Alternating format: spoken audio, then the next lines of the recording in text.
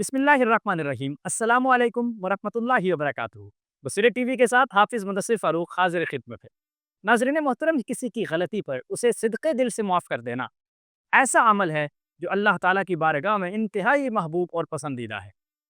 امام شمس الدین ذہبی رحمۃ اللہ علیہ نے تاریخ الاسلام نے ایسے ہی ایک بزرگ کا واقعہ نقل کیا ہے ان کے حالات میں، کہ جو ہر شخص کو صدقے دل سے معاف کر دیتے تھے۔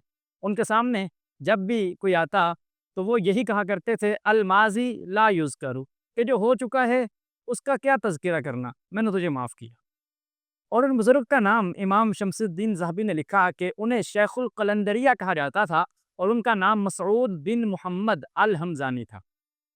فرماتے ہیں لوگوں میں بڑے اچھے اخلاق والے تھے، کہ جس سے بھی ملتے اس سے کوئی غلطی ہوتی تو یہی جملہ ادا کرتے، الماضی لا یذکر، جو گزر چکا اسے کیا یاد کرنا، میں نے تجھے اللہ کی رضا کے لیے معاف کیا۔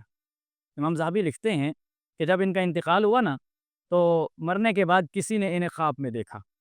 خواب میں دیکھ کر ان سے پوچھا کہ اللہ تعالیٰ نے ما فعل اللہ بک، اللہ تعالیٰ نے آپ کے ساتھ کیسا سلوک کیا؟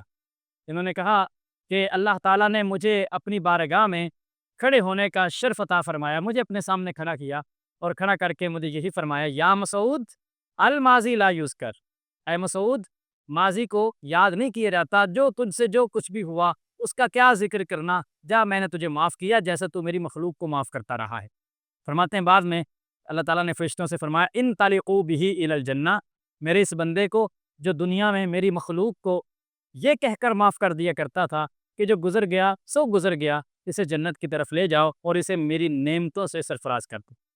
ناظرین محترم، اس واقعے میں ہمارے لیے بڑا ہی انمول اور عمدہ سبق ہے، وہ یہی ہے کہ یہ دنیا چند دن کی زندگی ہے۔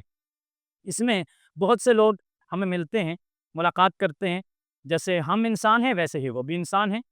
جیسے ہم سے کوئی غلطی سرزد ہو سکتی ہے، ایسے ہی ان سے بھی کوئی غلطی یا خطا سرزد ہو سکتی ہے۔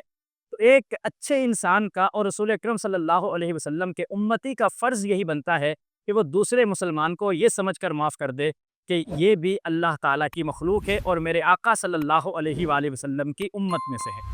دعا ہے کہ اللہ کریم ہمیں ایک دوسرے کو سچے دل سے معاف کرنے کا جذبہ نصیب فرمائے، آمین۔ اللہ کریم ہم سب کا حامی و ناصر ہو۔ اللہ حافظ۔